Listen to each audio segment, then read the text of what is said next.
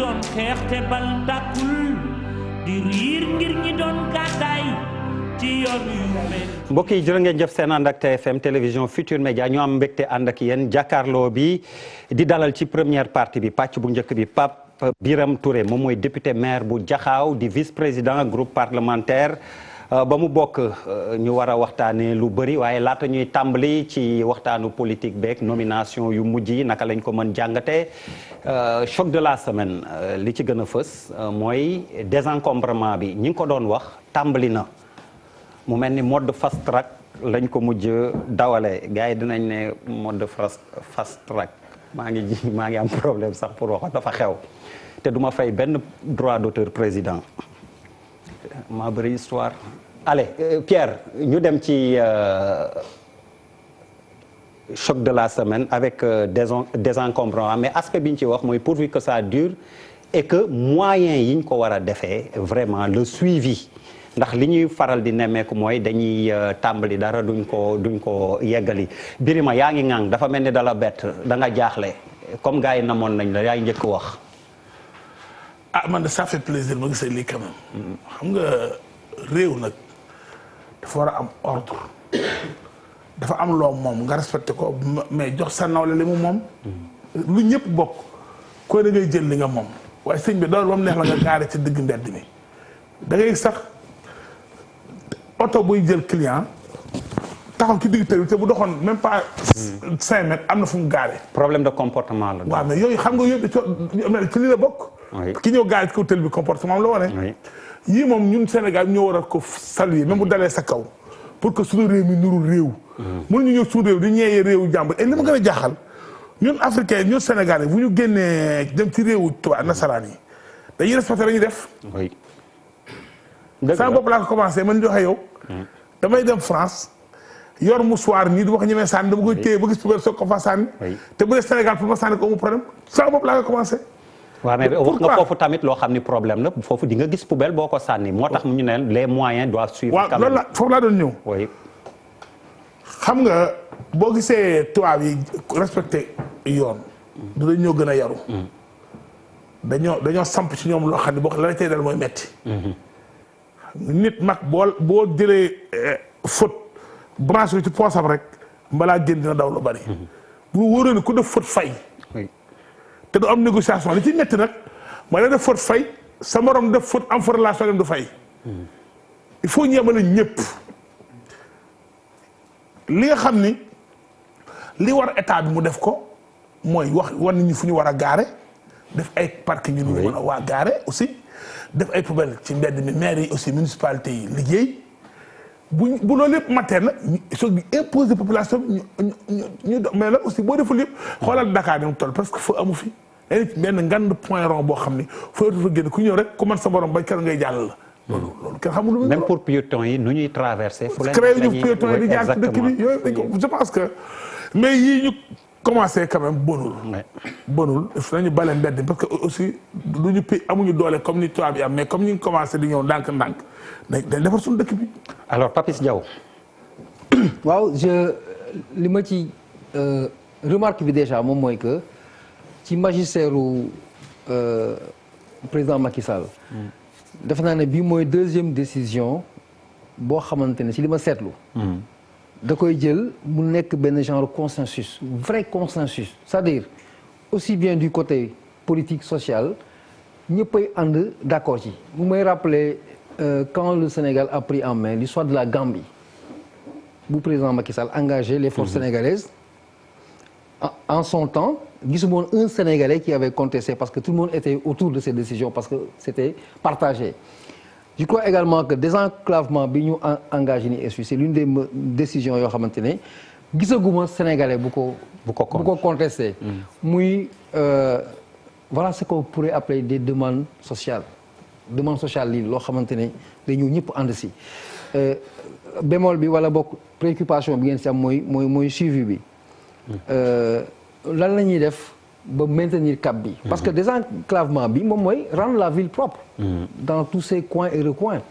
et je vais faire un petit glissement qui a son importance par rapport ak xëy na exemple bi ñuy jël si Rwanda bi tey aujourd'hui projet bi ñu am noonu projet social boobu ñu am boobu de salubrité zéro déchet et tout je voulais rappeler aux Sénégalais que am na ay experts sénégalais en la matière qui ont été des consultants du Rwanda si c'est une question déchets yi rendre la vie propre des Sénégalais yu ma xam yoo xamante ne ñoom ñoo bokk ci construire ce résultat du Rwanda kon ñun amuñu lu ñuy jéggaani on a la volonté aujourd'hui et on a l'expertise qu'il faut des Sénégalais bon teint ñoo xam ñoo jàppale Rwanda ci ñu bëri ci ba mu yegg fu mu yegg donc il faut saluer cela mu bañ a am kumba am lay kumba amul lay ñu bàyyi ñi jàpp ñi c'est essentiel ñu demee dans ce sens je crois que dans 1 an 2 ans tout le monde va en profiter inchallah Bouba désencombrant mode fast track commencé nañ yëkkati mais pourvu que ça dure waaw bon kontaan di jotaat fii suñu kii bi suñu invité d'honneur bi waaye moom bu ko neexee ne fes kat la ko su ko neexee xanaa sax ma njaay mi toog bu ko neexee ne fes bu ko neexee ñëw mais bon c'est toujours un plaisir ah te vraiment ma génne ci biti ba gars yi ne ma buuba ana ma ne leen bëri ma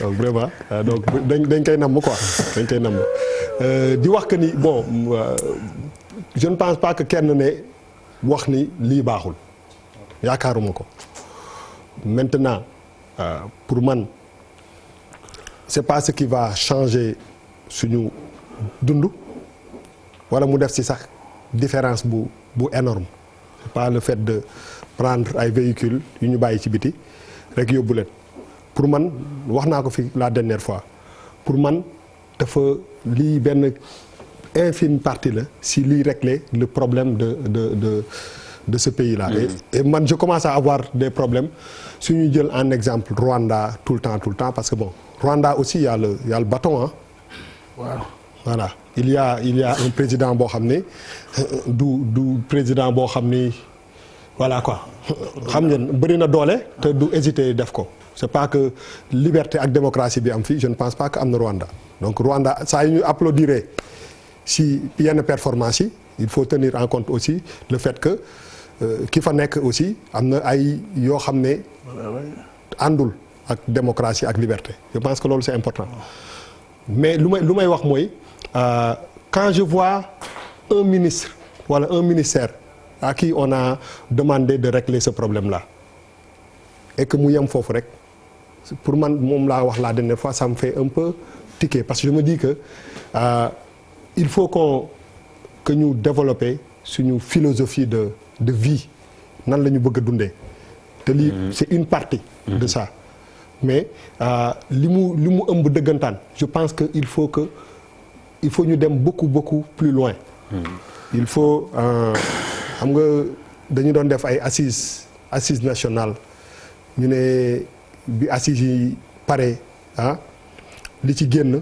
est-ce que ñu ngi koy appliquer te boo seetee li ci gën a bëri soo seetlu ci affaire justice lay gën a nekk affaire gouvernance affaire yëpp te le plus grand problème bu ñu am ñun Sénégal ñun ñoo ko am et je pense que dafa bokk ci li nga xam ne moom mooy politique bu extraordinaire bu président Macky Sall mën a def wala en tout cas keneen ku ñu jox suñu réew bi mooy comment ñu war a mën a toog en tant que sénégalais ñu seet lan la ñu bëgg a dundee pas jël benn oto rek déplacer ko parce que c'est bien mais soo déplacer oto te bàyyi oto boo xam ne war na nekk fourrière muy daw ci tali bi am na une contradiction bu mag day gis ay oto yoo xam ne 50 ans amuñu visite technique amuñu dara waruñoo daw ñuy daw ñooñu oto bu arrêté sax nekk bu ñu gaare ko ci buntu kër moo gën a kii parce que yenn yi arme la buy daw donc je pense que moom laa wax ni c'est un ensemble de choses boo xam ne il faut qu'on pousse le truc beaucoup plus loin il faut ñu jàkkaarloo ak sénégalais yi ñu wax leen que ni ñu wax ñu suñu bopp que ni on a des problèmes te problèmes yi il faut que bu ñu sax xaar président Macky Sall wala état wala régime ñu déclencher affaire bu mel nii il faut qu'on s'arrête pour définir ñun ban genre dund la ñu bëgg a dund parce que lii yëpp c'est bien mais à côté su fekkee ne am na ay choses yoo xam ne moo gën a élémentaire fuuf xam nga balaa nga naan oto ñu jëlee ko fi balaa nga naan naam ne fa ça suppose que ñooñu am nañu moyen wu am oto ñi amul oto nag teguñu dara ci tali bi loo xam ne mun nañ ko déplacer te am loo xam ne war nañ ko mun a changer ci seen quotidien ba nga xam ni vraiment Sénégal dina jëm kanam pour man il faut que cette réflexion là ñu pousser ko et ça va au-delà de même l'État il faut que ñu organiser suñu dëkk bi ba xam le Sénégal qu'on veut ci fànn yëpp nan lañ ko war a mun a organiser ba ñu am benn sentiment que affaire bi ça bouge. parce que damay bañ ñu def ci yaakaar xam nga ñu bëri nga naan fast track boo ci rob taxaw 10 nga ne leen lan mooy signification fast track xamuñu ko. on aime bien xam nga mais le truc le plus important mooy il faut que lii mu servir ñu mu inspirer ñu mais il faut qu'on aille beaucoup plus loin. man lu may pour tëj rek lu may exhorter état moom mooy que dès maintenant que démarche bi ñu gën ko élargir. au niveau des autres ministères képp kuy ministre de la République aujourd'hui ci sa pàcc bi nga nekkee. am nga ci wàll. je veux man loolu pour man loolu la quoi c'est-à-dire que ku nekk rek ci sa façon de gérer li ñu la dénk lii am na ci wàll ba nit ñi sentir que ni c'est vraiment transversal c'est pas lenn lu ñu jox parce que li ñu sës ministre bi diis na de. diis na de donc pour man ça va au-delà de ça nañu toog ñu ne ban sénégalais wax ban Sénégal la ñu bëgg bu ñu ko définir ba pare képp ki nga xam ne am nga responsabilité boo xam ne da nga ko war a doxal pour que ñu egg ci niveau boobu de philosophie de vie boobu ñu def ko pour man c'est ça le plus important. alors honorable député maire Pape Birame Touré très rapidement rek ci désencombrement bi bi commencé li ci nit ñi di xaar mooy mu continuer et que les moyens soient mis à disposition de ñi ko war a def vraiment pour mu aller au bout. oui d'abord maa ngi saluer vraiment début de désencombrement bi. di wax ne dafa nekk autour d'une volonté. maanaam président dégg nga ko bi muy prêter serment dafa wax ne mbir yi dama ci bëgg indi solution. day bokk na ci désencombrement. ñu ngi rafetlu aussi mise en œuvre bi ministre bi commencé. parce que commencement lañ wax. mais désencombrement dafa nekk benn aspect bu global. ndaxte oto yu gaare ñu nga ca marché yu ñu tabax fu ñu ko war a tabax mu nga fa. table bu ñu teg fu ñu ko war a teg mu nga fa. kër gu ñu tabaxee nañu warul tabaxee mu nga fa donc c'est global. mais li am solo mooy tey gis nañ une volonté du gouvernement bu jël affaire boobu en charge. te loolu nag dafa laaj effectivement xalaat bu bari. boole ci nit ñi. waxtaan ak ñoom. ba pare définir ak ñoom stratégie bi nga xam ne ci ngay demee en profondeur. mais aussi ñu mun a tegaale aussi des moyens de répression. parce que mbir mi wax na ko léegi. gis nga mbir mi li ci nit di ragal. liberté am la ak poosam rek.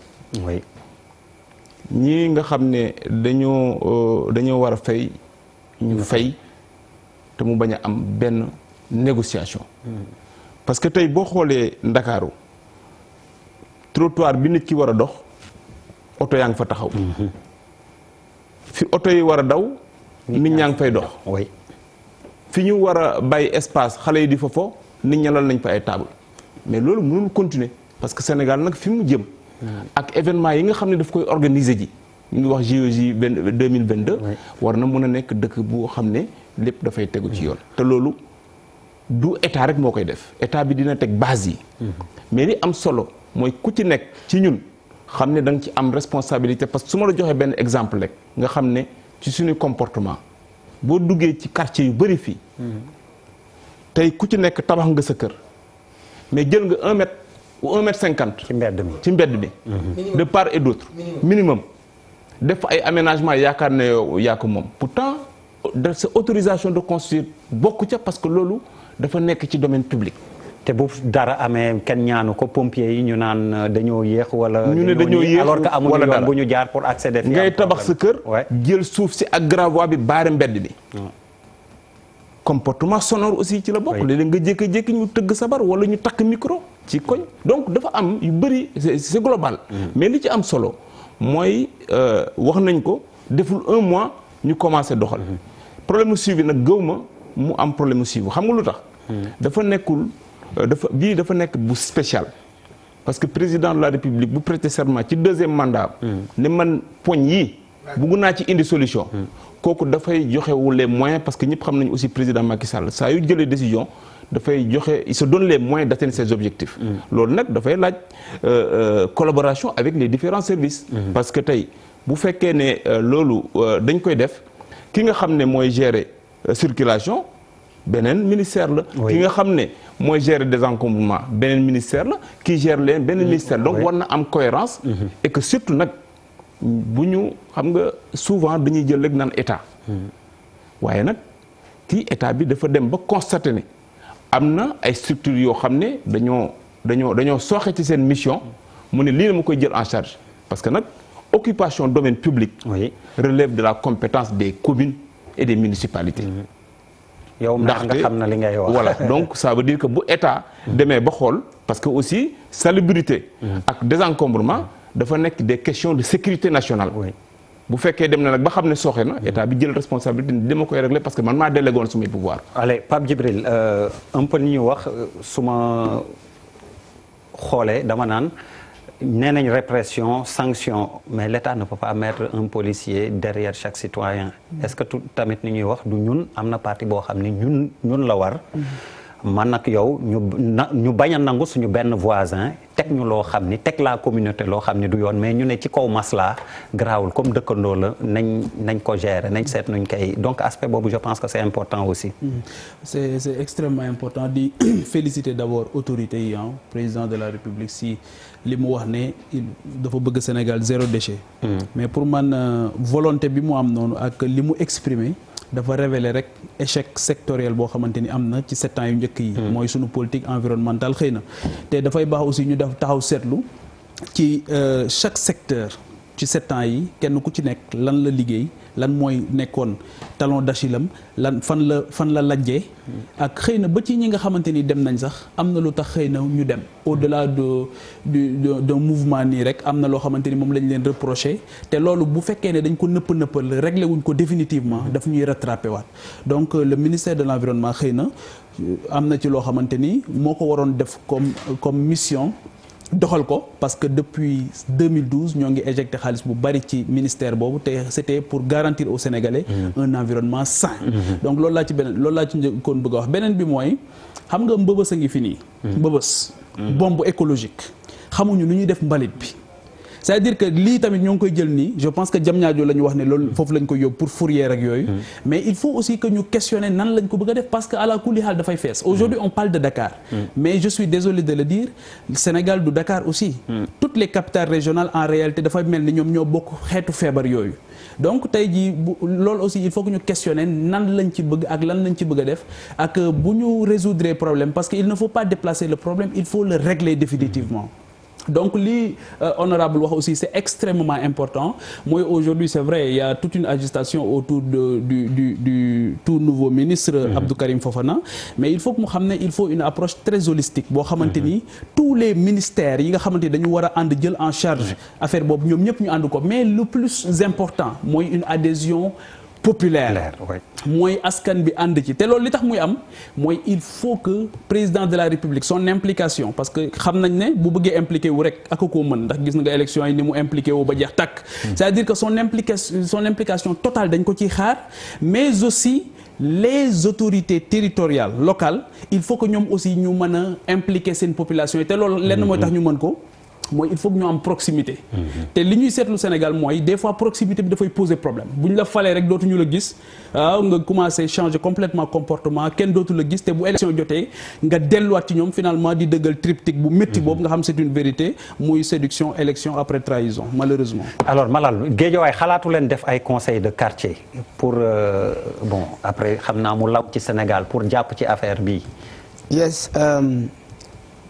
Birima nuyu naa la namoon nañu. fay naa fa ma la woon. dégg nga mais indaale woon Serigne. ok après. léegi indaale Serigne. yes bon c'est une question très importante parce que quand même désencombrer lu ñu soxla ci dëkk bi la parce que dëkk bi dafa war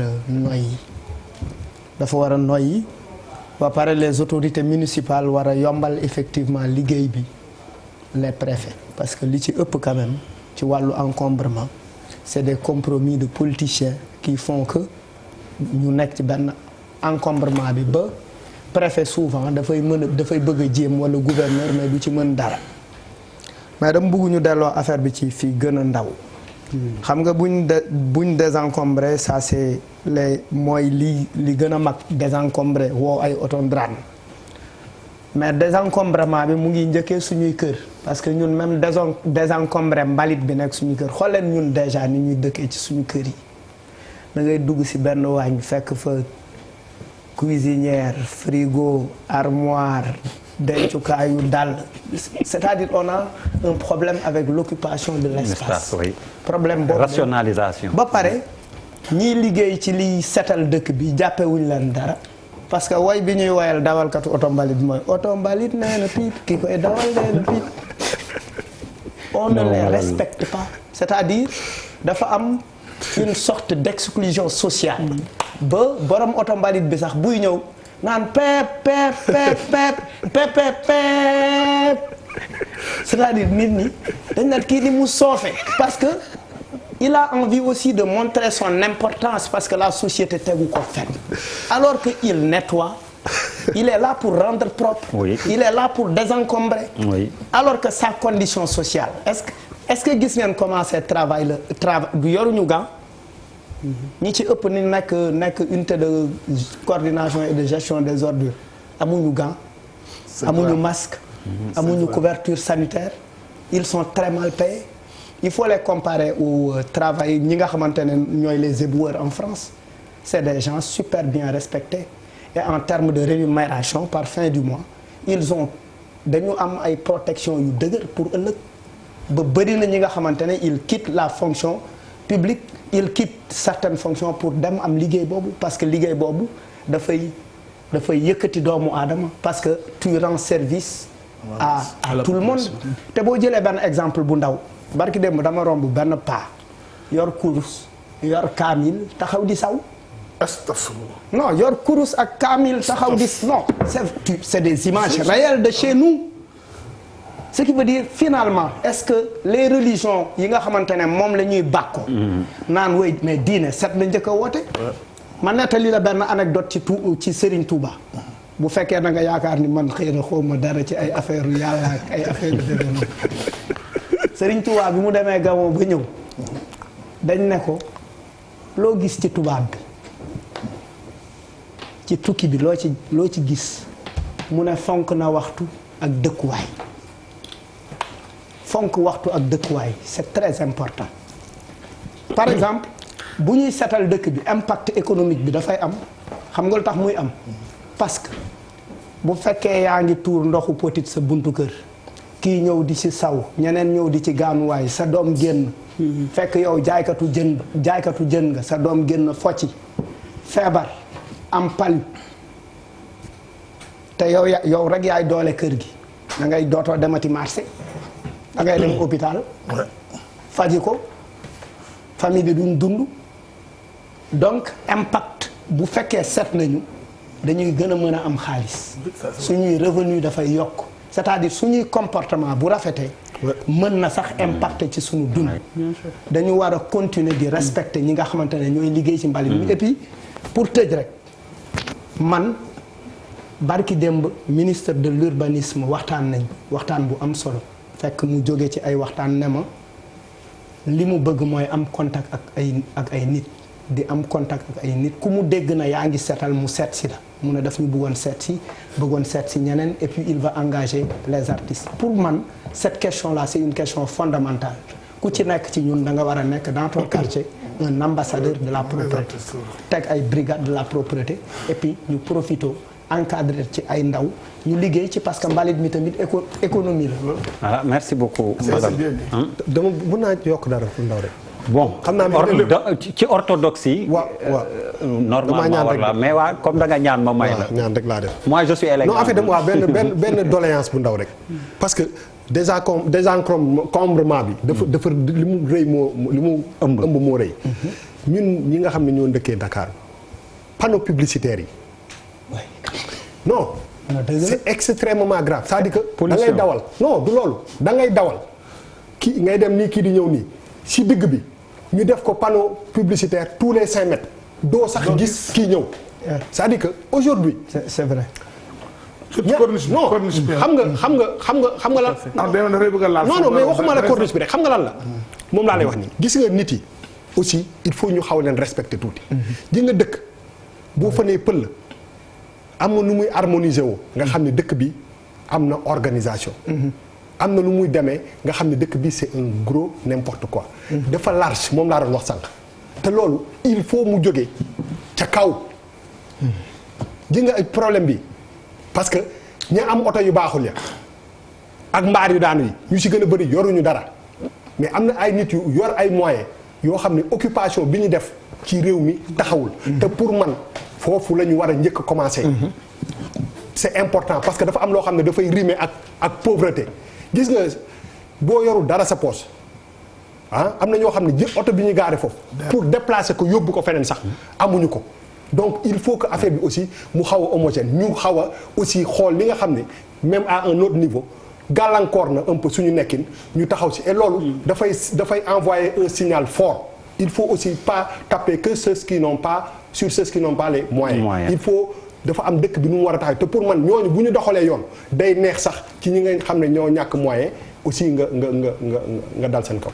Alors ñu dugg sur la partie politique très rapidement avec en deuxième partie le professeur Abdoulaye Leye endocrinologie métabolisme nutrition téere bu mu ci génne dinañ ko dalal waxtaanale alcool bi nga xam ne jamono ji mi ngi def ravage ci jeunes yi. Alors Pape Birame Touré gis nañ le peut-être titre provocateur na le grand chamboulement de l'État mais am na ay nomination yoo xam ni conseil des ministres bu mujj bi fësal nañ ko fa président Macky Sall jël dogal yooyu ndax mi ngi ci yoon bi ñu ko doon xaaree rajeunissement bi compétence yi la ñu jiital jigéen ñi tamit gisuñu leen ci nomination yooyu très rapidement noo ko jàngatee. ni ma koy jàngate mooy d'abord il faut que ñu dugal ko ci contexte am président Macky Sall mu ngi dem ci deuxième mandat après 7 ans mu am la confiance des Sénégalais à hauteur de 58%. ànd ak ay nit yoo xam ne vraiment dañu bokk vision bokk jëmuwaay. bi ko yàlla joxee loolu mu ne ci 5 ans yi dafa am ay priorités yoo xam ne dama koy def parce que 7 ans du 5 ans. oui 5 ans boo ci génnee électoral bi mun na jël 1 an et demi le temps nga teg en place 5 mois la donc 3 ans nga dese pour opérationnel. donc ci loolu aussi vraiment mu am volonté tànn ñi nga xam ne ñooy doon ay collaborateurs. tànn bi nag dafa war a tànn ci 15 millions de Sénégalais war cee génne 32 ministres. xam nga ne kooku yombul. ndaxte di nga ko tànn ci ñi nga xamee ne su la neexee defuñ politique mais tànn ko ci say collaborateurs politiques yi ngay àndal tànn ko feneen tànn ko feneen. kooku nag su amee effectivement dafay am jafe-jafe. jafe-jafe sax pour moom parce que dina dindi keneen teg keneen. oui critère tànn boobu nag nit ku nekk am nga jàngat boo ci mun a def. mais moom rek. moom mun a xam lu tax mu jël diw. ak lu tax mu teggi diw mais li am solo mooy objectif yi nga xam ne daf ko assigné wu mun ko atteindre te ñamu jël ñëpp am nañ yaakaar ne mun nañ remplir conditions yu tax ñu mun a accomplir mission bi xam nga lu tax parce que souvent sax dinay dégg ñu naan way bu ñu jël politique yi nañ jël ay way technocrate ma ne waaw mais ki nga xam ne dafa ñëw partager vision partager programme mu jaral ko lépp mu dugg fu ne ñaan baatu askan bi parce que aussi dans un état démocratique noonu lay demee. ñu jox la ko fal la ko ma ne man dama ko fay bàyyi dem seeti Birima bi nga xam ne moom deful politique mu ngi ci leneen ma bàyyi ki nga xam ne moom laa nekkal dem jël ko def ko ministre kooku amul cohérence te ña ñu jël mënuñ leen sikke compétence parce que aussi loolu dafa nekk lu war a nekk mais mënuñ leen citer engagement parce que engagement bi nag dafa am solo bu gënul am solo sax parce que li ngay def te nga dogu ci donc loolu dafay am solo trop mu nekk ci yow parce que ci ngay mottali li ngay def ci la lay jaral lu nekk nga def ko am loyauté aussi am patriotisme de servir l'État donc man li ma mën a jàngate mbir mi mooy ay nomination yu mu def la et ñëpp nangul ko nag aussi parce mais que jigéen ñi par exemple rajeunissement compétence on peut en discuter mais ce qui est incontestable poste de direction yi ñu mujj joxe PCA yi ñu dégg jigéen amu ci et pourtant dafa ne woon mandat wam c'est sous ce magistère la jeune.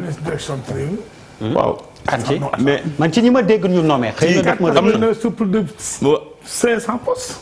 waaw mais bu cin bu lu ñuy wax ci cin bu naree neex. non ça n'a pas de sens. mais déjà ci ministres yi am na taux boo xam ne. musul am ci ministère yi nga xam ne nommé nañ ko ci jigéen. direction yi li ñu nommé ci direction def naa mooy direction yi nga xam ne ay postes vacants la woon. nit ñi dem ñu nommé ñeneen. amul jigéen waaye jigéen yaa ngi ci ay direction ci biir gouvernement bi lii ay remplacement la mais ñi nga xam ne tey dañu occupé ay direction ci biir gouvernement bi ñooñu ay jigéen donc mun nañ leen comptabiliser comme ñi nga xam ne dañ leen jox responsabilité man globalement vraiment su ma koy jàngat damay jàngat ne président Macky Sall dafa teg une équipe de mission mission nag boo xam ne génne na orientation yi mais daf ko war a atteindre ci giir bu gàtt. parce que nag yàq saa ki bay. d'accord mooy fexe ba sénégalais bu nekk nga gis ci sa bopp. alors on va évoquer quelques cas particuliers après on aura Pape Birame Touré député maire. alors Pape Djibril je voulais passer à Pape Djibril comme deux papes yu dend la Pape est-ce que d'accord nga ci ni muy raisonner avec nomination yi ñu mujj dégg.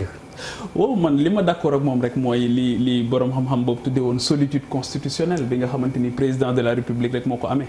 mooy moom rek tey jii moo amee bigam di nommer di dégommer koo xamante ni sopp na ko.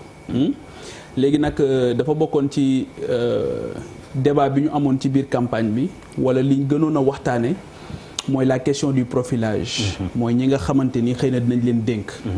te moom ci boppam xëy na. am ci nomination yoo xamante ni yu ci bari xëy na logique électorale wala engagement wala dara taxoon na mu tabb ñoo xamante ni xëy na li taxoon mu tabb leen jafe woon na trop ñu mën ko mëtal. léegi nag pour man ministre yi DER. waaw xam nga un ministre son job en réalité c'est de faire travailler. donc man je vais au-delà des ministres équipe yi nga xamante ni ñoom ñoo leen di àndal ñoom ñoo leen di gunge. pour man loolu c'est une question essentielle mooy direction yi nga xamante ni ñoo nekk au sein de ces ministères. tey jii par exemple ñoo ngi ko doon wax ci biir campagne bi c'est difficile pour un Sénégalais mu wax la kan mooy le directeur de l'agriculture du Sénégal. c'est difficile pour un Sénégalais mu wax la kan mooy le directeur de la santé. c'est difficile mu wax la kan mooy le directeur de la jeunesse alors que ñooñu en réalité cheville ouvrière yi ñoom lay nokk donc le ministre en réalité il travaille pas mais ce qu'on lui demande c'est de faire travailler loolu moo tax ñuy xaar tey ci président de la République mu dimbali ñu ci li ñuy xaar en termes de réforme au-delà des réformes yi nga xamante ni ça touche ay nit nii rek mais réforme yoo xamante ni tey dinañ dem ci yenn direction yi ñu mën a def appel à candidature jox ko ñoo xamante ni xëy na parce que am na yeneen réew yu koy def te loolu li tax mu am solo contrairement à ce que dit Pape Birahim ci engagement politique ak yooyu mais am na ci poste yoo xamante ni xëy na jox ko nit ku def politique ba taq ci rip day tax nit bés bu ñëwee sax di wut service ñàkk a bokk ak yow fi nga nekk tax na bu jotul ci service boobu mën na koo jiiñ sa coloration politique.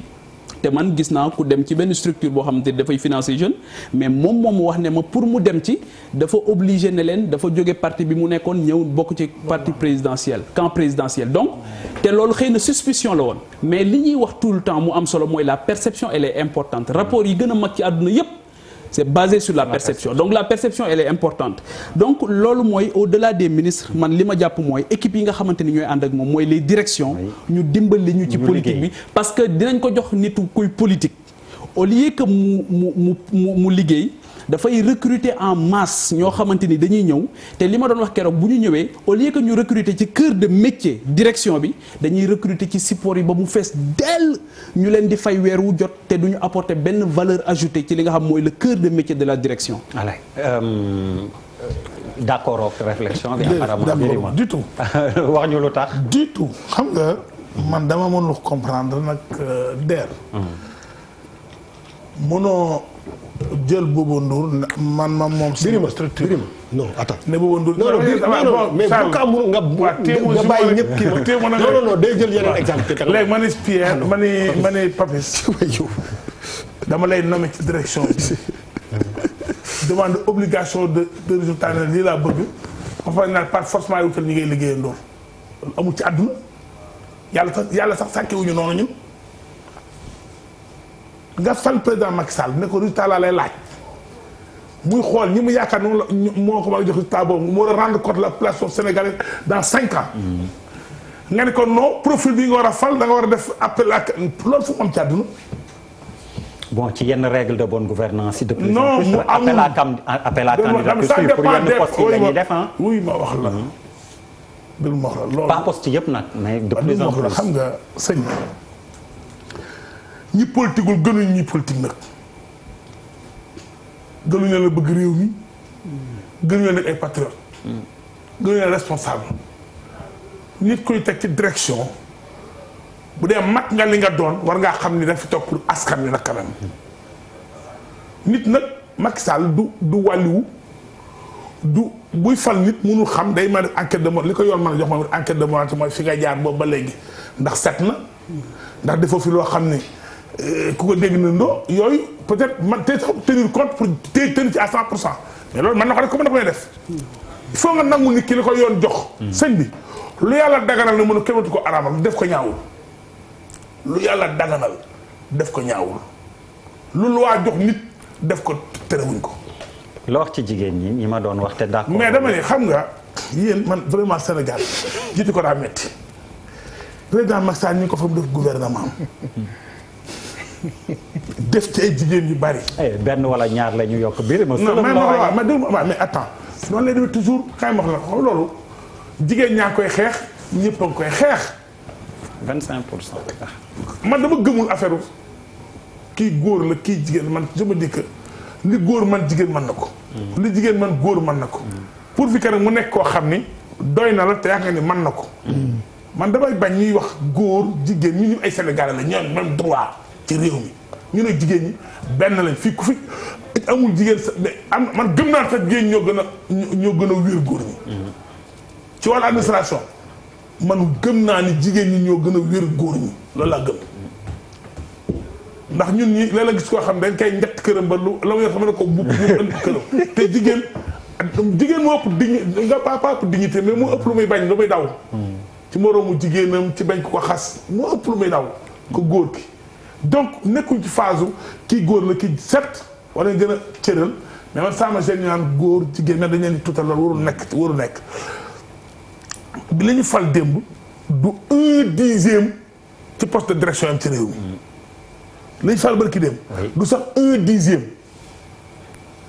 waaw dangay fàtte ne élection présidentielle lañ jógee sëñ bi waaye da ngay président Macky Sall war a dafa campagne ba falu dafa toog kër rek yéen oto ndaw ba gagné non dafa nag ay cadre comme moom de haut niveau yu jàng comme am xam-xam ni moom am na sax ñoo xam ñoo ko dàq jàng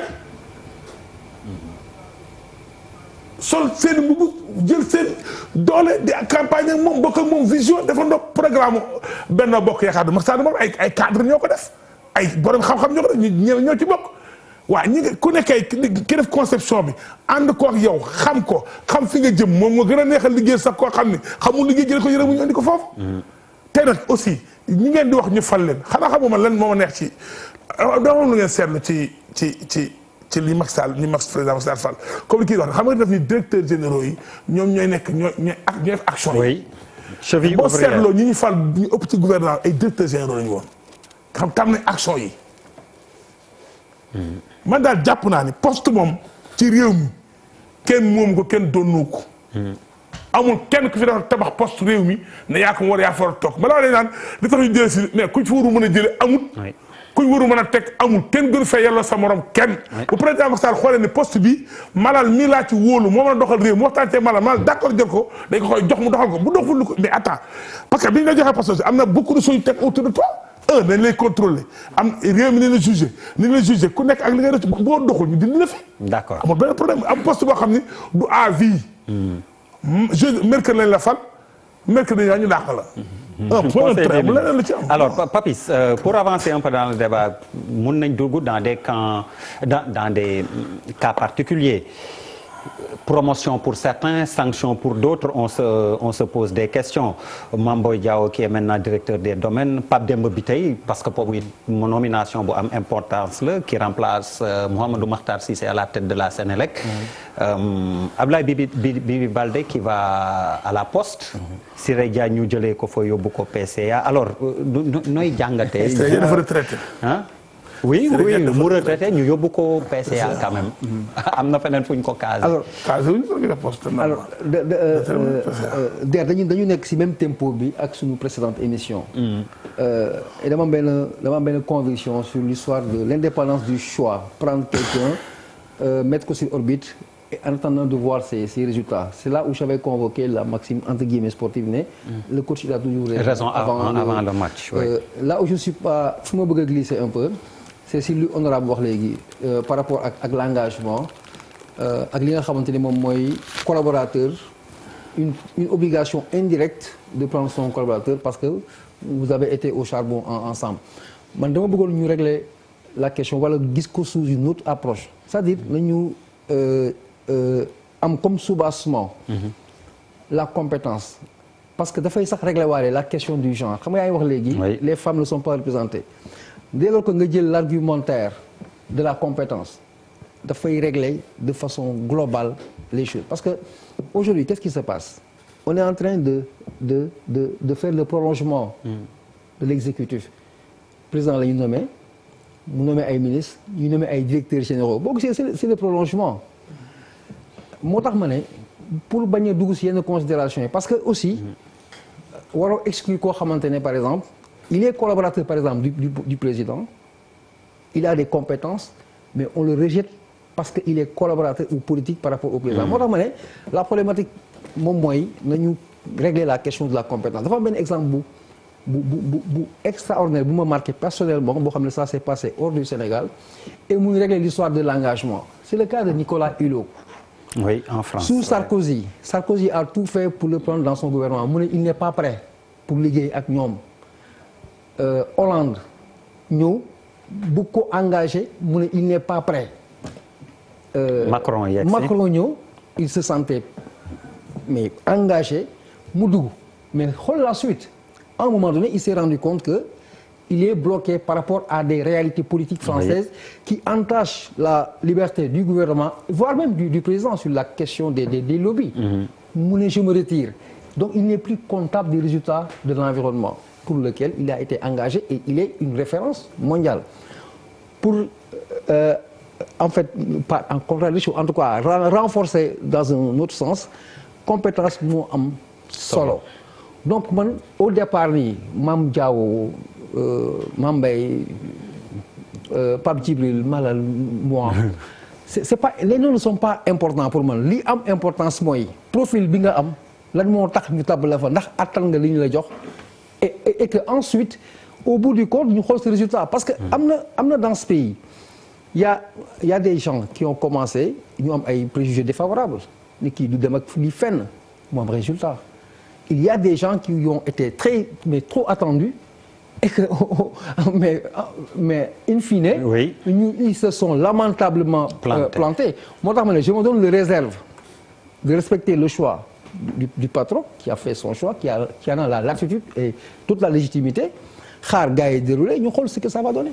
allez Bouba Ndour fi ñu ci toll promotion ou sanction pour yow ci changement yu mujj am ci direction yenn direction yi en tout cas. en fait xam nga doo may reetaan.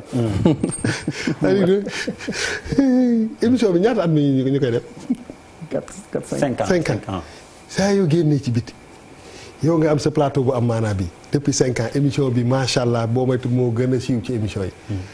yow tegoo fi jigéen muy représente genre yi ñooy toog di tàggat ko ñun ñoo am njëkk am problème yow war nga fi nekk di wax yi kii fal ñu faa woy ne alors que yaa ngi nii yor sa émission bi te jigéen ñi nekk ñu.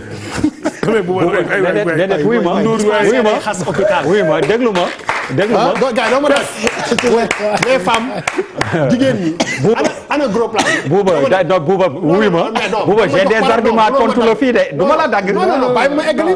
dama ne jigéen ñi nangul déedéet wuy ma naa ko tontu de. waaw bàyyi ma eggali dama ne jigéen ñi. te di ma bàyyi ma wax de. xam nga émission ma taxaw wax secret de fabrication. non secret professionnel.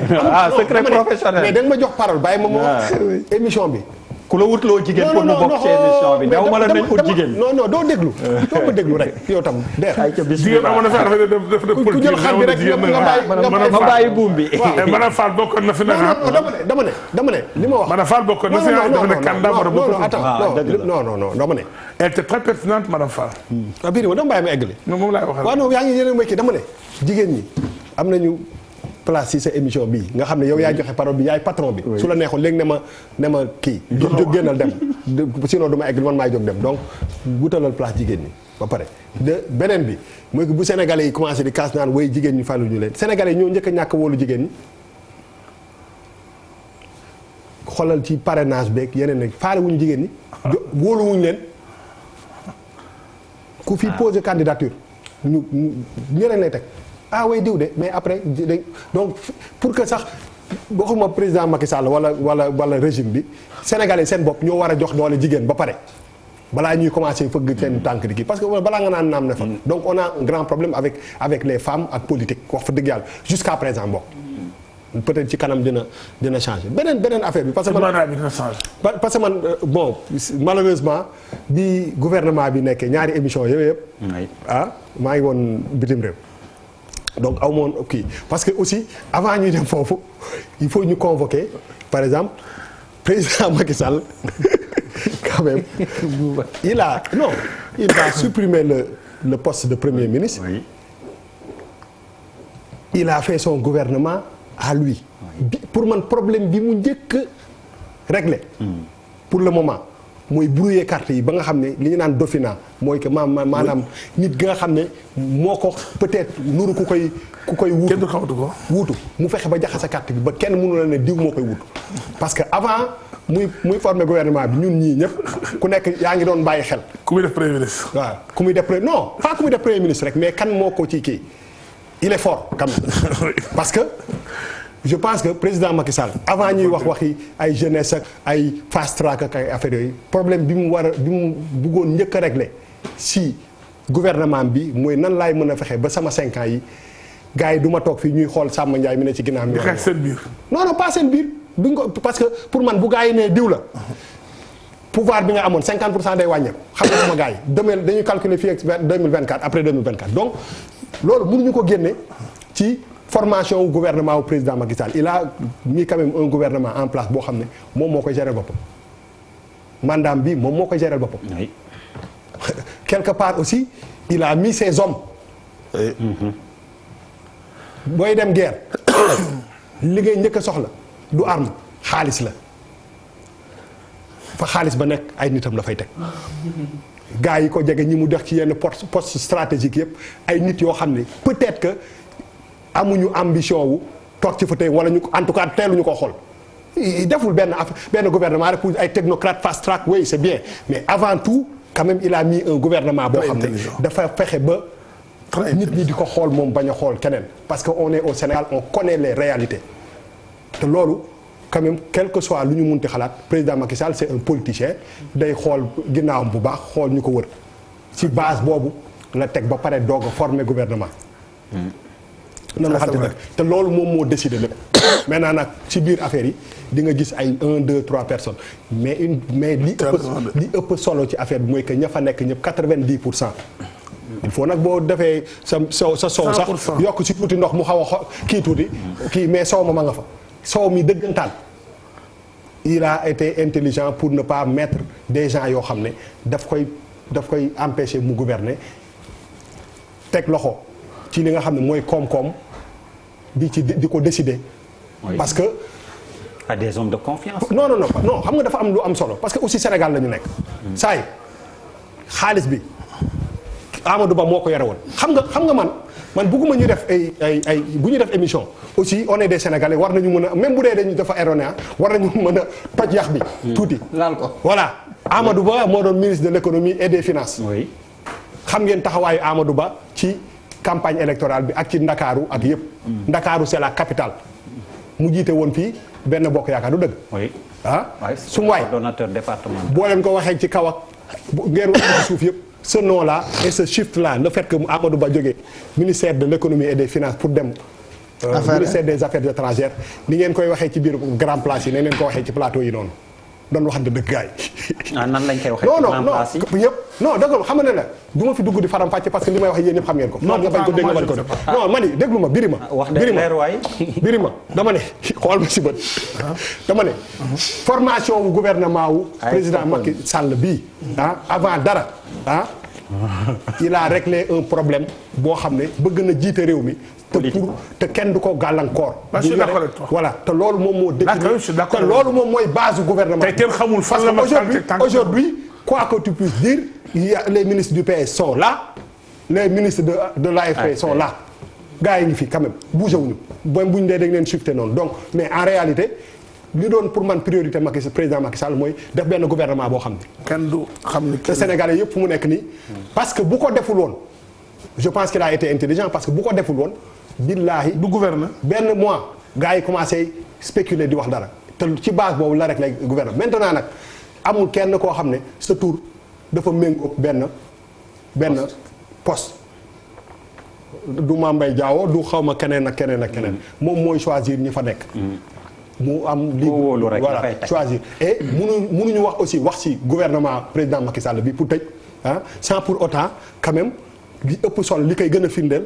mooy que quand même y a le poste de premier ministre qui va sauter. et ça veut tout dire. mais man. Papis rapidement que je puisse passer à Malal waxagul ci kii c'est que man lu ma li par rapport ak loolu. c'est vrai que c'est l'avis de beaucoup de Sénégalais l'histoire de am mainmise mi contrôler davantage le gouvernement sénégalais yi moo tax ñu ne par exemple il veut supprimer le poste de premier ministre et tout mais man boo xoolee l'organisation constitutionnelle.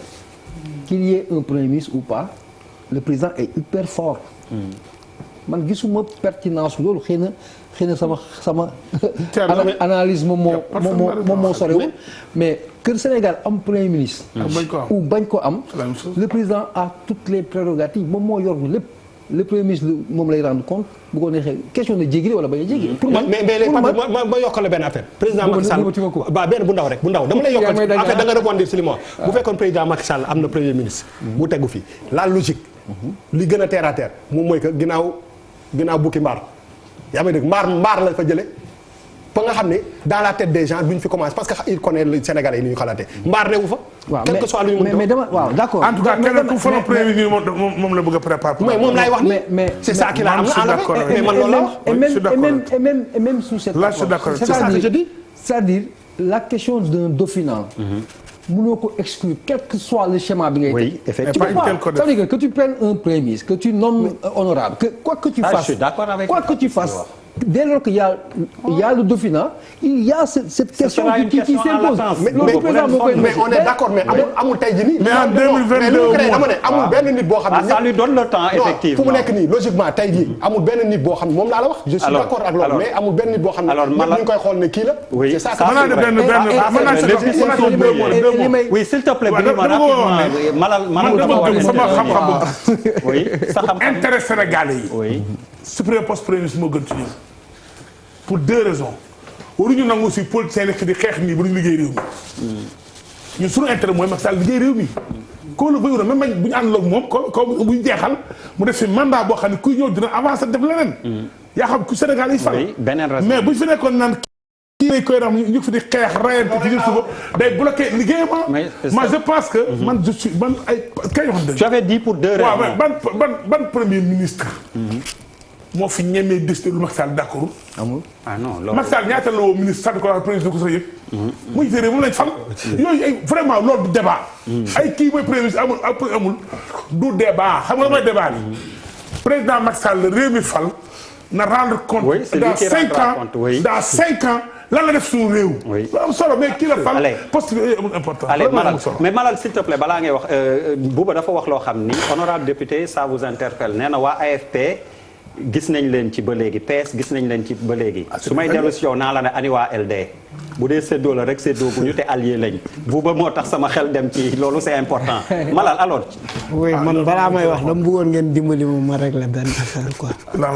parce que yenn saa yi damay sàcc di jurgóotu quoi si prise de parole lu ñeneen ñi mais caméraman bi daf ma léegi du ma ko tey quoi non non barki Serigne billahi léeg-léeg damay wokkatu te du ma ko tey ama ay tig la quoi mais yooyu soxla nañ sutura réalisateur moo ko tey noonu ñëpp waa léegi Pierre sutura s'il te plaît Malal nee na buy parce que yooyu doo ko tey buy xoos nga bañ ko wane sutura alors Malal waaw xam nga pour man ministère yeeg direction yi oui surtout ça surtout les directions constaté nañ quand même que on a rajeuni et c'est important parce que ay ndaw ñooy yóbbaale ay ndaw ay paa boo leen fale seeni moroomu paa la ñuy bëgg liggéeyandoo dañuy bëgg parce que y a tout le temps conflit de génération et ça c'est super important c'est une très bonne trouvaille mais li ma xaw a jaaxal mooy jaawo mi ñu fi tudd léegi moom toogagul tudde nañ ko làmb non c'est-à-dire c'est quand même c'est révélateur de quelque chose mais c'est pas de sa faute bon Malal excuse-moi sans jéem a défendre quoi que ce soit dama lay expliquer moi je suis sûr que connaissant processus de tëgg lamb c'était bien avant sa nomination. mënu nekk ci semaine bi c'est trop court. nañ ko lamb. mais man damay mais c'est trop short c'est pas lié à la nomination. je suis désolé ah ok wala ñu tuddee benn man fu ma di ko xam man jaaw. mais non dama remarqué rek ñu ku baax la de. ñi ko xam war nañu baax ci ça ne doit pas être lié. waxuñu baax naag baaxul. lamb yi bu ñu koy négocier di ko tëgg c'est des mois à l'avance. dama ne toogagul tudde nañ ko lamb léegi loolu nag na ci def ndànk parce que président bi rappelé na ni que aussi il ne protégera personne ça c'est quand même fondamental. Le président l'a dit, il a parlé des protections des ressources publiques, il a parlé de bonne gouvernance. Question yooyu c'est fondamental pour. Excuse-moi Malal de t'interrompre, je réitère ce que je dis. Duma ko nëbb Babacar Fall RFM vient de m'envoyer un message ne ma le spot date d'avant donc sans xam ko sax. Oui d'accord mais li ma la wax. encore une fois merci Babacar Fall. je ne l'ai pas dit pour dire. Oui bien sûr je sais. Oui c'est une coïncidence. Très bien coïncidence troublante grand gis nga ko loolu pour man bu ñu ñëwee un peu ci changement yi. Parce que Mamour Diallo mi ñu jële fële ci jële domaine oui teg fa keneen te balaa élection yi am na lu Sonko waxoon loolu tax xëy na bu loolu taxee il y a eu bien des cas yi nga xamante ne cité nañ leen sur des questions de xëy na luubal te demewu fa noonu je veux dire Mamour Diallo mun nañ wax ni rek c'est une victime kan la xëy na victime u Amadou Ba la parce que moom suuf la yoroon Amadou Ba yore koom te mook Amadou Ba jubóowuñu woon te nit ñi am na lu ñu wax ni ci Amadou Ba lu bëri ci li nga xamante ne ñoom Sonko xam nañ ko nit ñi li ñu waxuma du man maa ko wax ci li ñu for ci weewu nag mais bëri na ci li information yi Sonko am yépp li ci ëpp ci moom la jóge dal ci Sonko li ci ëpp parce que ay nitu impôt et domaine lañ ñoom ñëpp donc l'information circule te Sonko bëri na ay nit biir impôt et domaine donc pour man encore une fois parce que kii dafa wax ni booy ànd ak ay nit il faut que ñu natt sa engagement par rapport ak nit ki wala sa engagement par rapport ak réew mi lan moo ëpp importance engagement par rapport à la personne ou engagement par rapport au pays ou engagement par rapport ak li nga xamante ne loolu lañ la dénk par exemple ñu dénk la cet nga engagé wu ci véritablement mais non s'engager pour la personne pour man pour le moment affaire bi lan la rek wait and see bi nag mooy xëy na tabb nañ ku ci nekk on verra ce que lan nga ñuy indil ak fan nga ñu jëme donc moi je pense que pour le moment loolu laa. kii même rectifier tuuti ma leeral quoi. xam nga yoo xam ne kenn du ko bàyyi. 30 secondes s'il te plaît Birima. xam nga dama jàkkaar ni il faut ñu mën a lire nag aussi. waaw yooyu ay Amadou Ba mooy jox information Sonko mooy def nangam loolu vraiment il faut trop naïf pour mën a gëm yu mel noonu. Pourquoi Amadou c'est le ministre de l'économie des finances. oui il détient des informations beaucoup plus importantes c'est que waxul ci réew mi lu ñu vérifier mu nekk dëgg li tax ñu dindi Mamour Diallo je pense que du man jàpp ma sax ni sanction la ñàkk kóolute gi ci non du sanction. Assemblée nationale institution bu am doole ci réew mi mooy représenter peuple bi. oui bu wootee pour def enquête ci dossier bu toll noonu. waaw il faut d'abord nga alléger waa ji Mamour Diallo il faut nga dindi ko non mais moi c'est normal itam fàttalikul le temps de PDS. oui ki ne ko président assemblée nationale ki ne ko ministre de l'économie et des finances ñu waroon ko àtte mu démissionné woon ci woom. Ablaye Seck lu mel amoon na fi. oui Ablaye Seck bi ñu nekk ministre de l'économie et des finances benn dossier génn dafa démissionné ba ñu àtte ko ba mu set ñu kon la jox ko ndomba dana nekk président assemblée nationale. yu mel noonu rek moo nekkaat fii. je suis pas d'accord waaw dëgg ma li ma lay wax mooy waaw li ma lay wax dama ni waaw mais xam nga man. xam nga ñun du ma yow da nga xam nga du ma la mën a weddi ba da nga ni il paraît ay rumeur nga wax man. waaw dama ne for naa ci weewu. waaw weewu nag man taxul ma toog waaw. mais dafa am lu may yokk rek. si li Malal di wax. man weewu nag taxul ma toog d'accord non je suis pas d'accord. je suis pas d'accord ak Malal dans la mesure où pour man. mais lan ma tontu Birima ba pare. waaw non dama ci yokkaale. waaw yokkal ma tontu nga boole voilà exactement nga boole leen. dama ne quand même quoi qu'on puisse dire jusqu'à preuve du contraire ministre de l'économie et des finances la woon xam nga pour man aussi mënuñu rek sukkandiku. si dara loo xam ne ay rumeur la comme diw moo jël di quand même non dama ne non c'est-à-dire on analyse ñun ñëpp dañuy analyser.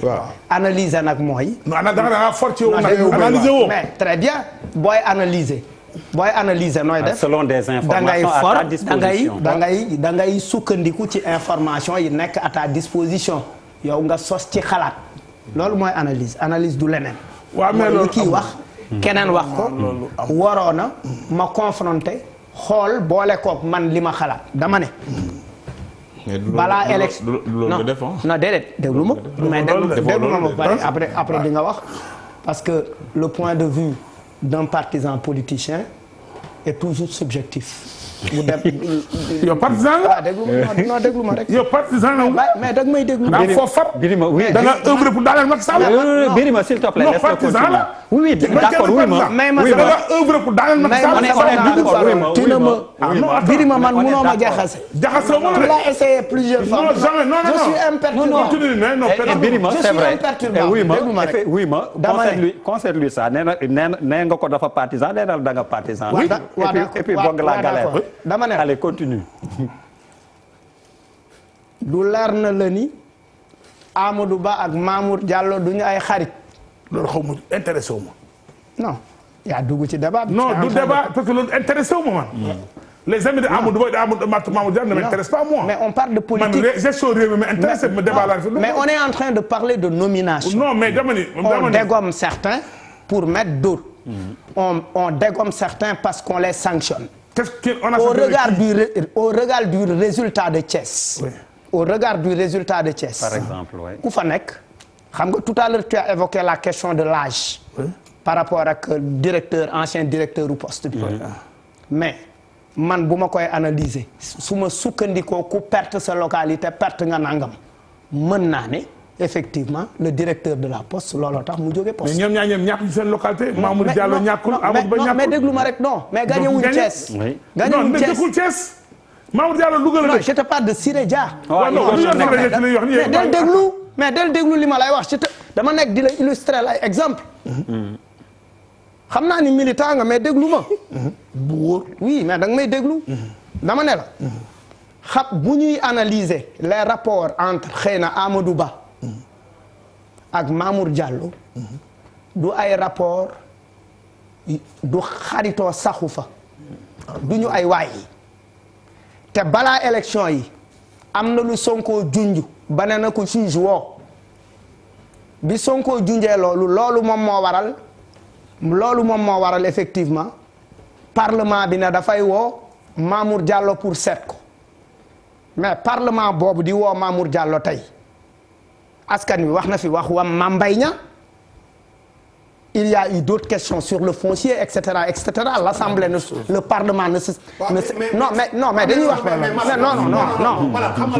non mënuñu aussi dama ne yow li nga wax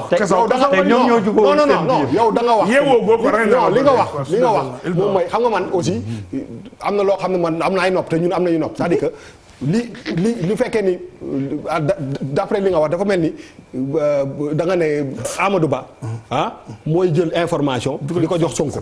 loolu dama ne for naa ci waaw mais non mais Malal mais ñun aussi non for naa d'accord Malal non boo foree ci weeru ba mu jaral la nga toog plateau jàkkaarloo di ko wax am na loo ca gëm tuuti sinon doo ko ca wax waaw loolu tamit dëgg la mais man je suis tellement voilà non pour man quand même voilà parce que bu fekkoon xam nga am na yoo xam man ku ma wax loolu du ma dama na mun naa ko for waaye for ak gëm ko non for ak jottali bokk bu ma ne woon non yokku ma ci de birima mi daal yu seer la sol bi nga dema koroko la non li nga ko wax la rek le fait que mu koy wax mooy am na lu mu ci gëm am na loo ci gëm donc honnêtement aussi mënuñu aussi ñun mën am nañ droit aussi nga wax loolu ne diw moo rapporté lii quand même c'est un ministre de la République nga ne moom moo jël boo for non da nga foroo sax ci weyu bëy li nga wax moom mooy que Sonko Amadou Ba moo wax Sonko lii mu wax c'est quand même des choses yoo xam ne mënuñu ko cautionner alors oui ma tungu ne du teew ñuy naatal kii seen biir la bokk dañ ko ci déglu honorable non li ma bëgg a wax mooy Malal ay débat de personne lay posé quoi ay diw ay loo xam ne wóoru la sax nga bëgg ci analyse du noonu analyse dans une situation donnée da nga naan mbir mi mën naa demee nii mën naa demee nii kay seetaan nga bàyyi ko ak xelam bu jàpp ci nan la war a demee mu yoll ci moom waaye kii da doon jox ay information diw. waxuma loolu dama ne for naa waaye benn la rek non déglu ma benn la rek da nga wax loolu da nga non précaution bi nga jël je comprends waaw mais déglu ma dama ne Malal dama am courtoisie déglu ma rek déglu ma kañ bu dee ci débat bi def c'est déglu ma loolu nga wax kii dafa wax def la remarque bi nga jaaraat feneen waaye loolu nga wax il faut l'assumer beneen bi non s'il te plaît non bu ñu sori ci loolu la dégg waaw d'accord oui mais Malal boo demee ba wax ko for ci benn dama rek mu leer Malal fa nga fore baaxul la nga for wiru waaw merci yëfi dof nga for yëfi dof ko kan ak kay ni moo wax yow da nga fekke fa ma fore sa du kala fore dafa kat ak kay ni fekke nga fa ma fore waa toogal Malal s'il te plaît toogal yow tamit bon d'accord dafa for peut-être que liñ ko mën a reprocher rek ci man mooy for ko ba pare di ko indi ci biir analyse boo xam ne moom mooy sookul bi bon maintenant beneen bi nga xam ne jàpp nañ ko ci nomination yi aussi il faut pas que ñu fàtte ko mooy wax nañ ko pour la première fois en tout cas peut-être que amoon na depuis Senghor ñu jël l'équilibre national parce que aussi Sénégal dafa am réalité région bu nekk gis ne man am naa ministre foofu diine ji am ko parce que ay équilibre yoo xam ne la dafay am mu nekk ay équilibre yu réel maintenant nommé nit ci appel à la candidature mais ñun dañu nekk ci régime boo xam ne dañuy élire le président de la République au suffrage universel la constitution ne ko yow yaay définir la politique de la nation et tu es responsable devant le peuple et devant l'Assemblée nationale mu war a présenter waat comptable de ses réalisations pour ñaanal ay suffrage waaye kooku nag wax dëgg yàlla mais nañ ko bàyyil prérogative bi ko constitution bi jox mu choisir ki mu bëgg a choisir mu liggéey lañ ko war a juger mooy kooku ñu teg pour liggéey est-ce que mu ngi am résultat ou amul résultat mais lu ma doon wax sànq te Bouba évoqué ko AFP PS ani LD nekkatuñu ci gouvernement bi ñuy nommé tamit ni ma la wax dégguma leen ci te comme yéen mais LD bennoo ngeen wax ak Seddo. non LD. Seddo fan la. LD. c'est une logique. LD c'est un allié. sûr de Benno Bokk Yaakaar sûr. LD poste taxul mu nekk allié. man dama ko ci gisul di leen. mu ñoo jox ñëpp mais dégg nga leen. dégg nga waa ji dégg nga seen porte parole nee na. tey lañ gën a nekk ci Benno Bokk Yaakaar ndax poste ministre ak ñàkk ministre taxul ñu nekk ci benn bopp yaakaar te mun nañ servir état bi feneen fu dul ministre mun nañ servir état bi feneen fu dul ci ministre mais ñaata nit topp xoolal nag loolu moom wax fa dëgg yàlla ñun mënuñu see d'accord non bu dee poste bu leen ko joxoon doo leen ko bañ. dëgg ñi politique de pour. non mais joxuñu leen. waaw joxuñu leen. ñu jox ñëpp. buuba nit. man de du ma nekk parti politique. nekk jàppale benn mouvement présidentiel. jàppale bu ki ma ne bu ànduma ak yow. mun nañ bu leen joxee ñu jënd bu leen joxul tax ñu gedd. mun nañ servir état. voilà feneen fu. loolu dëgg la waxuñu ne bëgguñu nekk la. loolu dëgg la honorable. li ñuy wax sanction. s'il te plaît déglu li ñuy wax sanction. man du sanction. am na ñoo xam ne peut-être que ils sont atteints par la limite d'âge. oui ñu dem retraite. mënuñ jàpp ñëpp aussi. parce que aussi mais Mamour n'est pas atteint par la limite d'âge par exemple. non da ngeen fi cité Siré Dia. am na ñeneen ñoo xam ne peut-être que am nañ âge retraite mais ñu ngi ci biir parce que aussi ñu xam ne dafa am ñoo xam ne dañuy am des contrats spéciaux. mais Bibi Baldé nga baal ma Bibi Baldé par exemple le ministre. voilà ministre fi mu nekkoon ministre la dem nekk bon ci benn. mais oui ma. loolu moo lay woon oui je suis parfaitement d'accord. mais loolu mooy li ma la wax. loolu moo jógee ci kaw. loolu moo lay wax loolu moo lay woon. s'il te plaît oui je suis parfaitement d'accord. mais moi je pose des questions. sur cette question Pape Birame oui. loolu moom lay woon. état d'esprit républicain bi nga xam ne les collaborateurs du président am nañ ko. ñaata ministre la wàcce. kenn dégguloo ko muy marche wala muy mobiliser wu ay nit devant la presse pour wax leen ñu wàcce. donc c'est-à-dire que ñooñu ay républicains lañ yoo xam ne. dañ leen wàcce ñu seet mettre à la disposition de l'État. parce que aussi s'il te plaît parce que aussi képp ku am engagement képp ku am engagement. di ànd ak président Macky Sall am engagement politique. donc da nga war a mun a nekk à la disposition de ki nga xam ne moom mooy président de la République pour que bu fekkee am na fu mu la wóolu teg la fa nga servir continuer servir l'État. mais poste ministre mais du dono. poste direction on est parfaitement d'accord donc du ñu la fa tegee da nga ko war a mun a teg dafa am yoo xam ne aussi évoqué nañ ko fii léegi muy question de Dofina. xam nga ce débat de réforme il faut pas ñu teg ko sur un débat politicien sinon dañuy fàtte quintessence bi yëpp. te pour yow lan mooy quintessence bi li ci ëpp solo maanaam. mais li ci dégg wolof. mais li ci ëpp solo ci réforme bi. mooy tey d'abord régime bi ñu amoon buñ ko méngalee ak yeneen régime yi am na ñoo xam dañu am ay régime parlementaire am ñu am des régimes présidentiels. mais ñun régime bi ñu amoon dafa nekk ci diggante bi. parce que suñ premier ministre amuloon pouvoir bi nga xam ne dans certains régimes am nañ ko ba nga xam ne sax premier ministre balaa munoo ko dàq. dafay présenter démission am.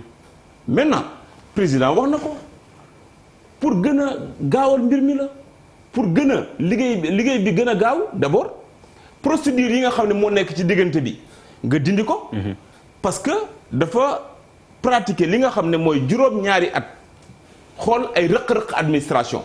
ay lenteur administration mu dese juróomu at wax naa ko léegi boo génnee ay mbiru élection yooyu des na nag ñetti at mais loolu daf ci war a gaawal mbir mi. donc moo tax lépp luy procédure. mu ne naa ko jël teg ko fële fexe man jàkkaarloog mbir mi nga xam ne man maa koy doxal ak ñi nga xam ne ñoom ñooy suma collaborateur pour que mu gën a gaaw. c'est que nag mun naa comprendre ñenn ñi. ñu bëri ci Sénégal dañu réfractaire au changement gis nga le président bi muy indi fii le PUDC. fii la ñëpp taxaw ku ci nekk nga ne PUDC waruñ ko indi. parce que waruñ confier suñu mission ay organismes ainsi de suite. mais tey PUDC. bokk na ci structure yi gën a def résultat. donc texte yi. ñun ñoo koy defar. te buñ ko defaree dafa am finalité buñ ci séentu. mooy résultat mooy production. bés bu ñu toogee nag ba xool ne texte yi ñuy defar mu ngi ñuy empêcher ñu dem ci production ba te ñun changé wuñ ko bu boobaa y a un problème. maanaam tey nga ñëw rek bëgg a wut mbir. chaque année nga ñëw amuloo production ñun la taxes yi li lañ wax te yow taxes yooyu yaa koy voté yaa koy élaboré yaa koy defar donc loolu mooy junju réforme bi ba nga xam ne tey président de la république ci fi mu jëm dina am lu bëri loo xam ne dina ko mun a gaawal mais question de Dofina xam nga Sénégal dafa métti mbir parce que mooy li Youssou Ndour doon wax rek ak womat bi mbaam mi moom boo ci yéegee boo ko wàccee loo def ñu ne leen sa comparaison boobu taxaw loo def ñu ne lee nga war a defee donc et en plus des fois sax dañuy arraché wu ay prérogatives yoo xam ne tu comprends pas ndax nit mun na jékki-jékki ne askan bee wax mais askan bi te amul sax nombre conseil municipal waxal askan bi wala nga jël ay prérogatives yoo xam ne. mais honorable député je suis désolé on est dans une démocratie aussi d'opinion les gens. mais il faut pas parler c'est loolu mënuñu ko dàq aussi. mais bul waxal askan bi parce que souvent opinion bay wax. ba les décideurs ah oui. xam fu ñu jëm wala xam fu ñu taxaw. non opinion bi mënuloo mesurer fan la waxee xam nga lu tax ku nekk li nga xalaate ngay waxee parce que dans des démocraties organisées am na fi nga xam ne moom mooy représentation de la population. aussi bien local que national. mais du ci moment yooyu rek la ñuy expliquer exactement du ci moment yooyu. 23 juin wuyu ma 23 juin. ci mbedd mi lañ ko lijjanti wala dans l'hémicycle. non mais non. ça va avec la donc voilà quoi faut pas. honorable loolu ça va avec la démocratie. s'il te plaît honorable mais déggu leen ko. s'il te plaît nañ ko dégg nañ ko déglu ñu mën a comprendre tey. ki nga xam ne dafay waxal pour une communauté. oui. daf ci war a am la légitimité et le mandat boo toogee nga dem man population bi lay waxal. non li ngay wax au niveau local. non ça c'est institutionnel. non c'est réel parce que xam nga lu tax ma je ne dis pas pour le plateau. mais les 27 non attendez non malal dafa nang ma yow munoo waxal askan bi. munoo waxal askan bi dafa nang ma non mënul wax au nom de Pape Birame là on n'est pas d'accord. non li mu mën a wax c'est à son nom. moi je comprends li mu bëgg a wax. c'est à son nom la mën a wax xalaatam la mën a wax. waaw mais mënul waxal askan bi xam nga lu sax parce que dafay am ñoo xam ne mën nañ jël seen position ne lii mooy position askan bi. position askan bi mënuñ ko mesurer ci honnêtement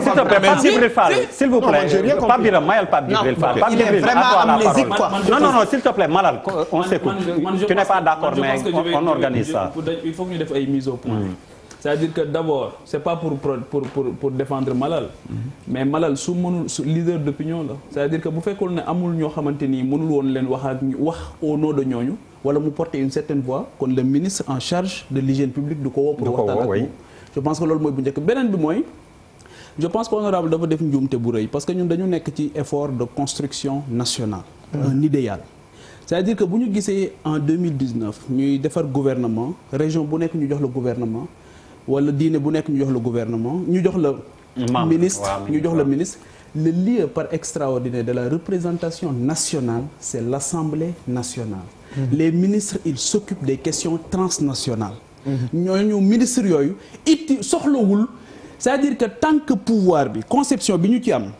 comme un instrument d'enrichissement wala bu ñu la xasee def ministre nga mën lu ne mën a dog bu mu gàcce yi loolu mooy tax ku ne di bëgg am ministre ku ne di bëgg am directeur ba boo ko amul nga am problème moo tax liste bu buy génn day mel ni délibération la délibération bac ñëpp a ngi sur le qui-vive perception boobu ñu am ci pouvoir moom la ñu war a dindi dina mettre à l'aise les ministres ngir ñu mën a liggéey parce que en réalité parrainage ak marrainage yu bari yi amuñu ko mënuñu ko te talluñu ko parce qu'ils s'occupent des questions transcendantales du ñu nekk ci ay questions yoo xamante ni questions yu ndaw yi la donc le lieu par extraordinaire de la représentation nationale je suis désolé peut-être que bokkuñu gis-gis mais c'est l'Assemblée nationale il faut que députés yi def seen liggéey convenablement oto yeeg carburant yi ñu dugal ko ci àll bi recueillir les préoccupations et les aspirations des populations indi ko foofu teg ko fa ministère sectoriel bu ñëw ñu defante ko moom wax ko ne ko lii la beneen bi mooy maire yi gën a def seen liggéey dans les localités remonter information yi loolu bu ñu ci eggee wax dëgg fa yàlla clergé bi am ministre rek parce que dans cette élection bi ñu génn on a parlé du vote ethnique mu ne ko lu ñu wax vote confrérique donc suñu ci jógee daal di ne dafa mel ni dañu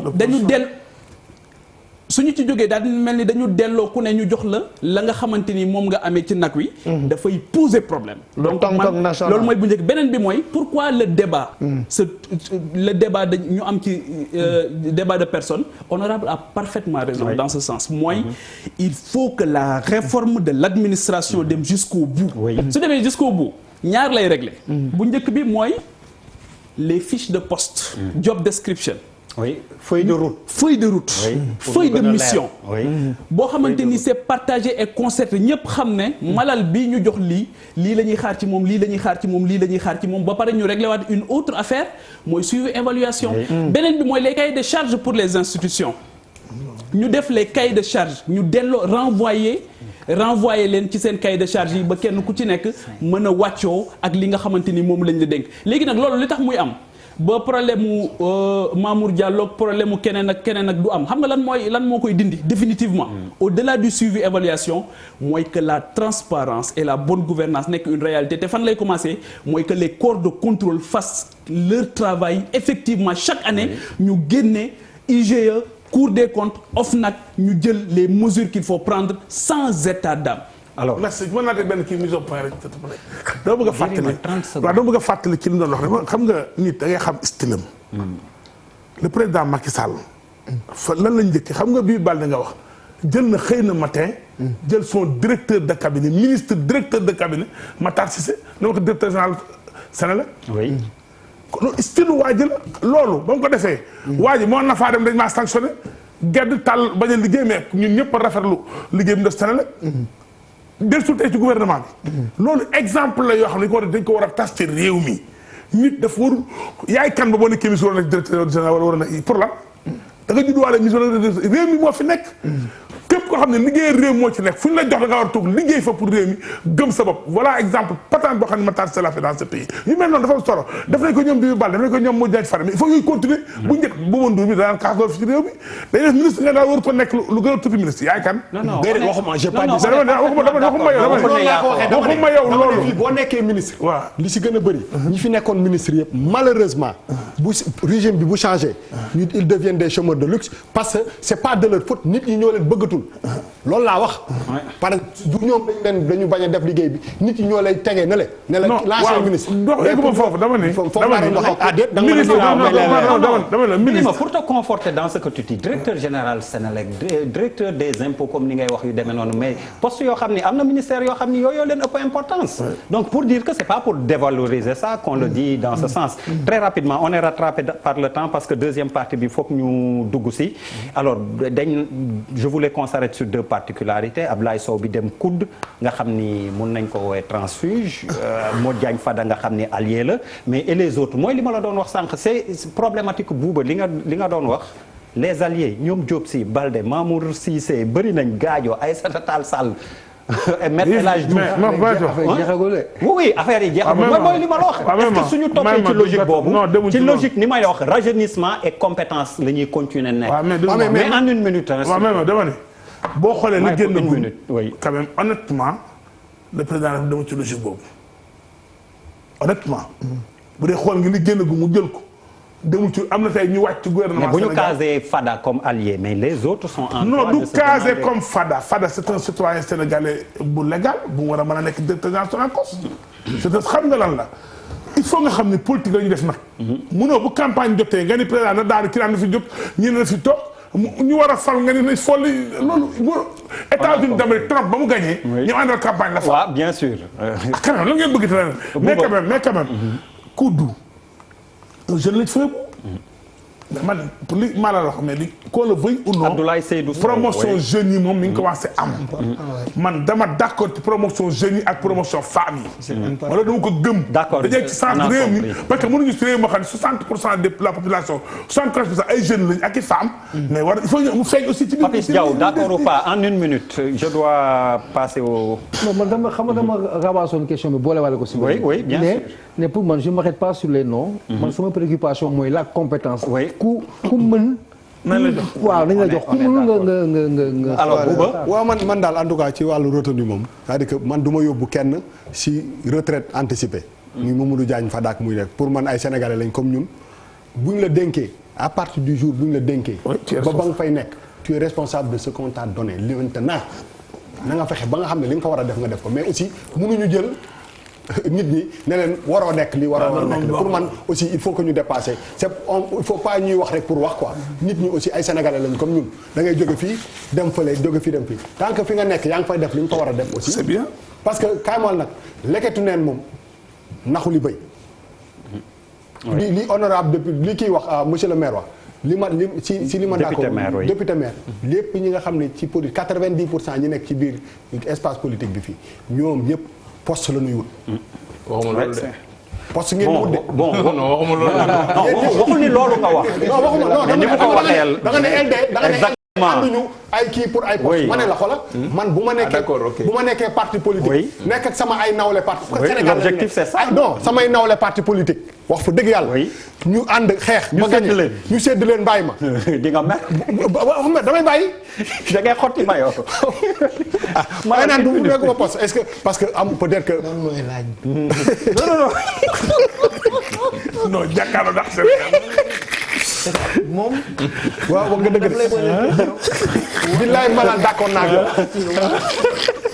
ba nga fàttali ma ne wuy ma waaw comme bari na nga fàttali ma laaj wuy ma Pierre li nga ma déyoon dinaa ko wax nee na li tax mu lay wane ngay wokk c'est une guerre personnelle contre toi xoolal waxuma la ko woon donc yëfu saay-saay la lay def boo ko tey tu passes maa ngi dem ci Pape Djibril alors Pape Djibril c'est vrai en plus même ñun ñi def question bi xam non c'était par rapport à deux particularités ci nomination yi doo ma may benn affaire wax na ko wax na. vraiment c'est les deux particularités dans ma benn affaire moo la ko ñaanee